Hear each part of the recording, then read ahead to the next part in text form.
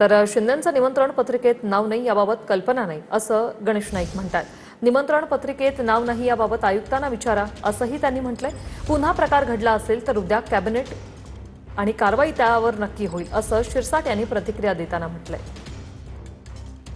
दादा, आरोग्य सेवाचा शुभारंभ जो कार्यक्रम पार पडतो त्यामध्ये पुन्हा एकदा पालकमंत्री एकनाथ शिंदे यांचं नाव डावलण्यात आलेलं आहे महानगरपालिकेच्या पत्रिकेत। मला काय त्या गोष्टी कल्पना आहे, आपण महापालिकेच्या आयुक्तांना विचारू। दादा, असं वाटतंय का आपल्याला एकंदरीत पुन्हा एकदा भाजप शिवसेनेला टार्गेट करतात नवी मुंबई?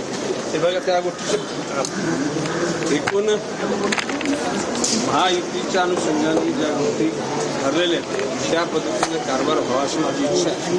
आता आपण मगाशी म्हटले की प्रवेश एकूण निमंत्रण पत्रिका वगैरे, मला त्याची काही कल्पना नाही। आपण मान्य आयुक्तांशी बोलून घ्या। दादा, पुढे नाराजगी वगैरे आहे का एकनाथ शिंदे साहेबांमध्ये? पुढे कसली नाराजगी? आता सगळं व्यवस्थित चाललेलं आहे। सगळ्याच गोष्टी 100% म्हणजे आपल्याला मनासारख्या अशी अपेक्षा करण्याची गरज नाही। गेल्या कॅबिनेटमध्ये मी माननीय मुख्यमंत्र्याला मी स्वतः जो यापूर्वी ज्या उद्घाटन सोहळ्यामध्ये एकनाथ शिंदे साहेबांचं नाव नव्हतं या संदर्भामध्ये मी तो प्रश्न उपस्थित केला होता। मुख्यमंत्र्यांनी तात्काळ त्याच्या चौकशीचे आदेश सुद्धा दिलेले होते। जर असा प्रकार पुन्हा घडला असेल तर उद्या कॅबिनेट आहे, उद्या पुन्हा त्या अधिकारावर निश्चित कारवाई केली जाईल।